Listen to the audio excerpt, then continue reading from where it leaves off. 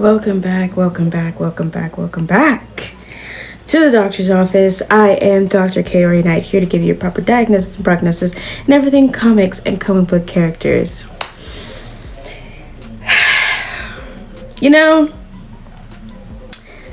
a lot of the times because as you can see on my computer back here, that is an 80-page list of Black comic book characters that I have found over several different comic book universes. So Marvel, DC, Wildstorm, Image, Dark Horse, Valiant, Aspen, Top Cow, Concrete, Unique, and I randomly select a comic book character to do, but as I keep doing the random selection of comic book characters to do, there's one that I come across every single time because I often forget my spot in the list, so I kind of just start over. But when I just kind of randomly select a page, I come across this name as I'm scrolling through the list to see who it is that I'm going to pick to do a video on. And I always scroll past her name. Her name is Dawnfire. And I scroll past her name because I'm always kind of in a debate as to whether or not I want to do hers. But then when we started the DC So White hashtag and the website, I'm sitting here thinking to myself, Dawnfire is a perfect example of somebody who could have been part of the main continuity with the story that she was a part of. But then also the fact that as a Black woman in the DC Comics universe, the high disrespect is fucking insane. So, as you all know, comic book characters you may or may not know about. Again, we are talking about Dawnfire. Now, Dawnfire was part of a superhero group in Africa. Now, she was part of the team The Kingdom, which was an African superhero team out of the Democratic Republic of the Congo. It was her, Deity, Razorwire, Stillback, Thunderfall, Earthstrike, Josiah Cone, and I feel like I'm probably missing another person. And his name is Staff. Okay, so her and Deity are the only women on the team.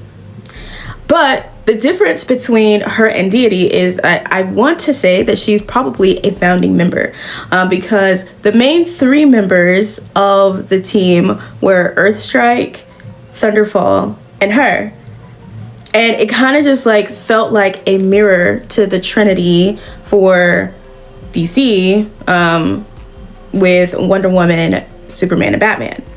Now, this is, of course, a Batwing story. This is a group of people that Batwing had interacted with, and that Batwing was trying to save from being murdered when Massacre went on his killing spree.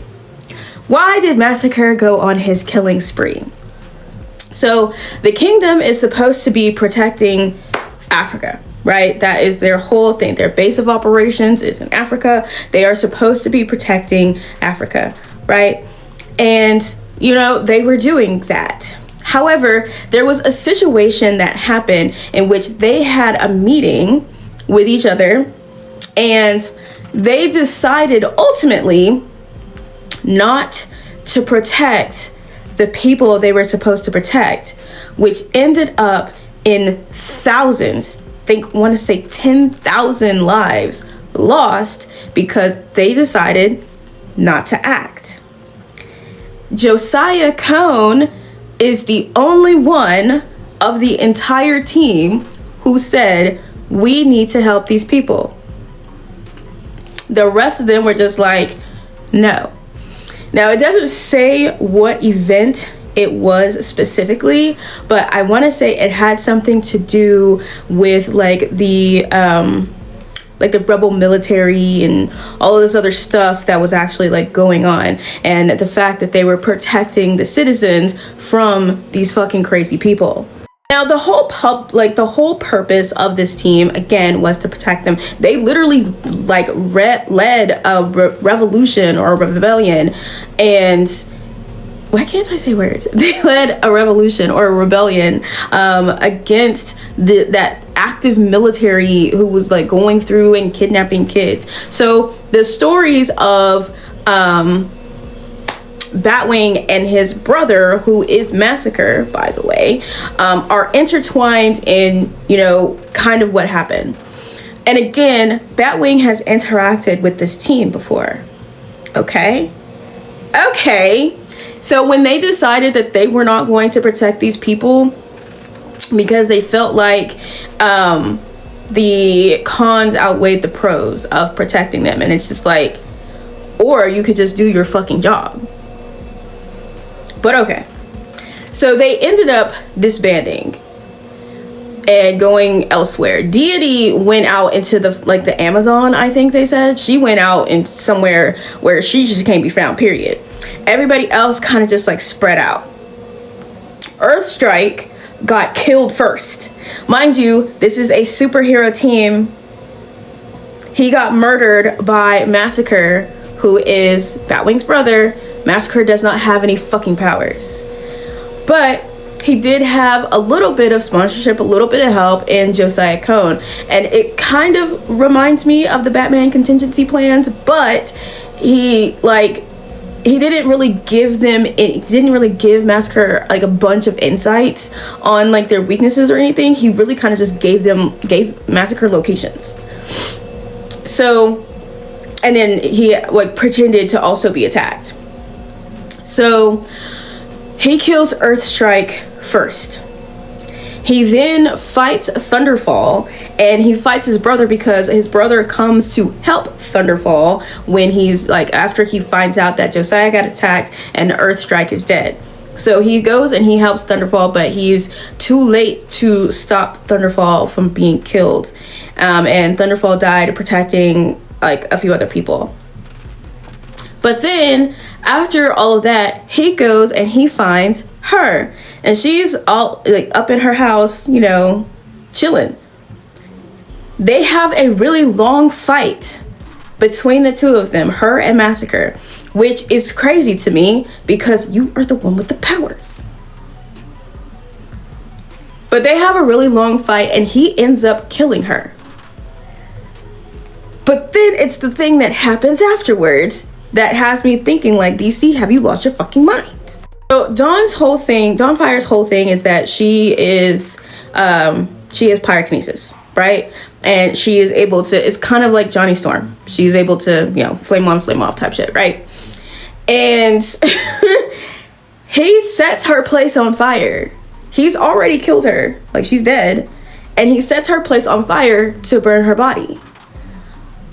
However, he's hanged her from the ceiling, like the ceiling fan, that's what it looks like, with a bag on her head. Are y'all cool? Are y'all okay? It literally, to me, is just as bad as when they decapitated Jezebel Jet, because homegirl was jealous. Like, what is your stick with black women? I'm confused.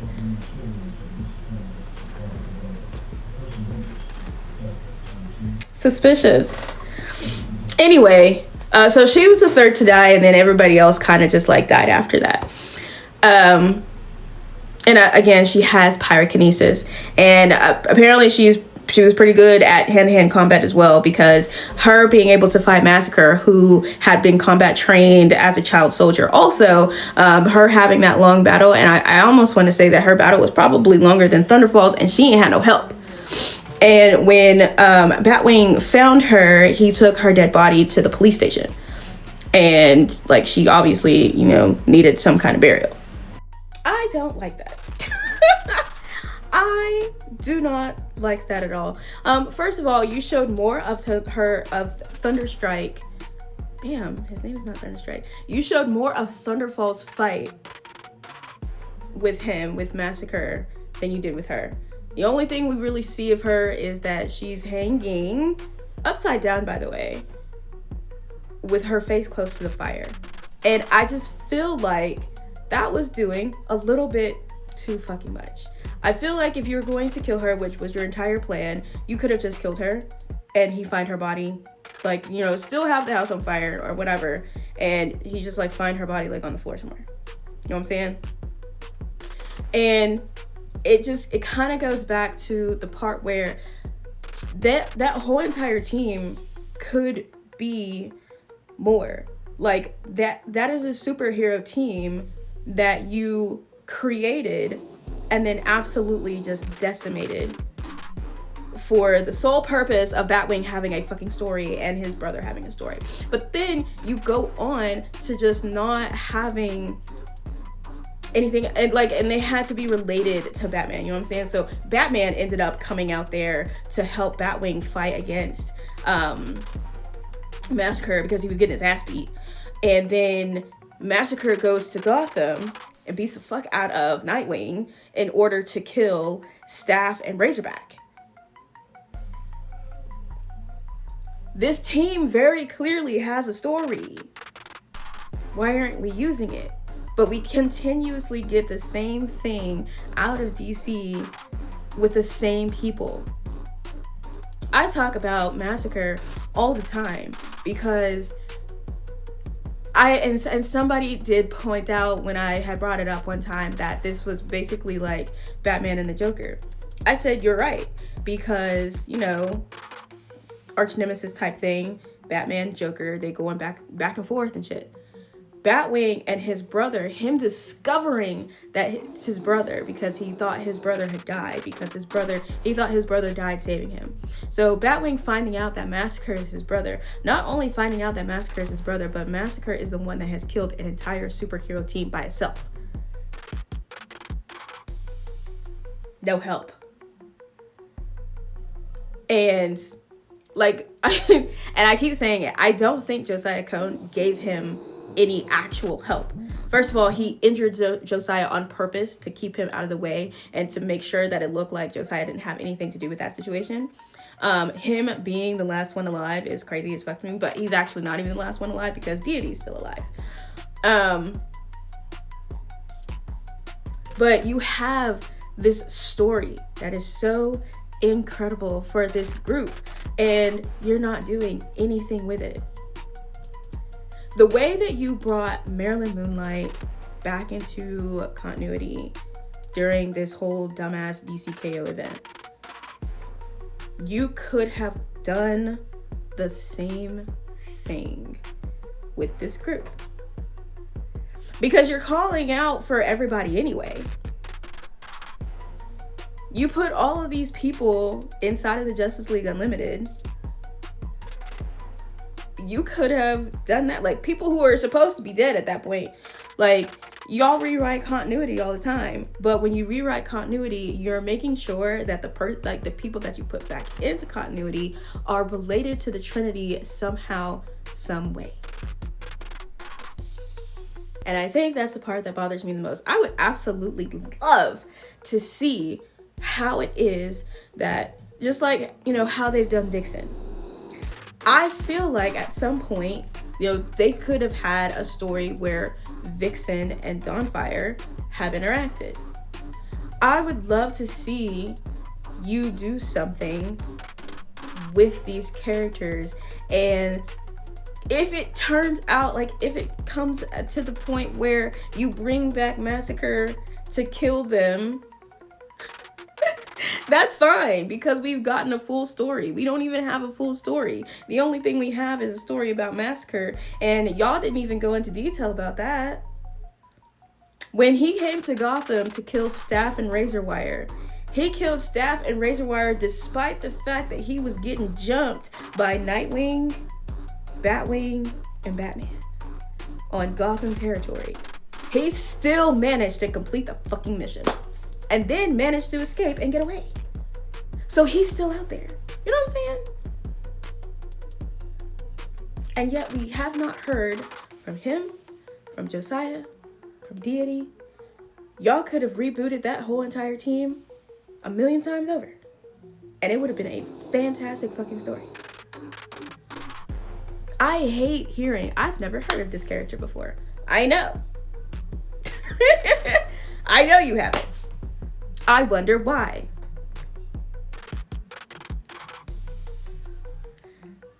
I really just, I want more for these characters. The Kingdom was a really interesting team to me. Earthstrike, Thunderfall. The Earthstrike and Thunderfall, we saw, we didn't really see the death of Earthstrike. We just saw that he was fucking dead. And an explanation of him being dead. Thunderfall, we saw a fight. Thunderfall was doing a fucking amazing when Batman came. I mean, not Batman, but Batwing came. He was doing good. The fight between Batwing and his brother, between Batwing and Massacre, where Batman decided that he was going to show up to help. Batwing was getting his ass beat, belt to ass, straight belt to ass. Deity just, she was like, oh hell no. Like after that whole situation, and I want that and like an explanation about what happened with that, because you know y'all went through and helped start a rebellion against these military people, and then when it came again with these crazy fucking people looking for child soldiers, y'all decided never mind. Like why would they do that? Why did you write that they did that? And it became part of his origin, and one of the reasons that he even fucking became Massacre. So if that is the case, what happened? Like, why did this team that has dedicated themselves, their powers, their lives to protecting the people of this country, why did they leave? They operate out of the Congo. They knew the Congo was in trouble.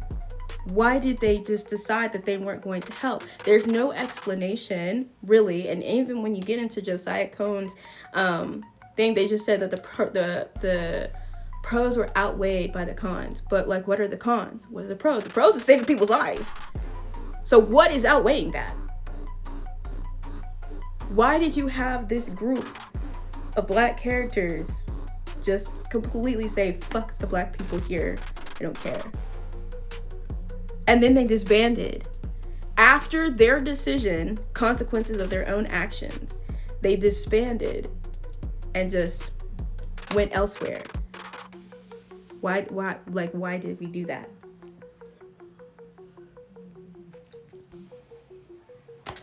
But, you know, it is what it is. The disrespect to the whole entire team with that story, crazy. The disrespect to her, having her death be like that, crazy as fuck. And I'm trying to understand the creative decision behind that, because I felt like that was so unnecessary. But, you know, what do I know? I'm just a black woman. Anyway, that is it for this episode of The Doctor's Office. The Doctor's Office audio podcast is going to be back up. I'm going to be doing comic book characters that don't necessarily have pictures or the correct pictures or right pictures or enough pictures for me to kind of just like do this, so y'all aren't just looking at my face all the time. So we're going back to the comic book characters, talking about comic book movies and everything else. So make sure that you check that out too. And I will see you guys at your next checkup. If you haven't gotten the book Salt Blood or Midnight Whispers, please do. They are on there. Please remember the DC So White hashtag and check out the website, because it has been this many days since we have a black character added to the main story continuity for DC Comics. But bye.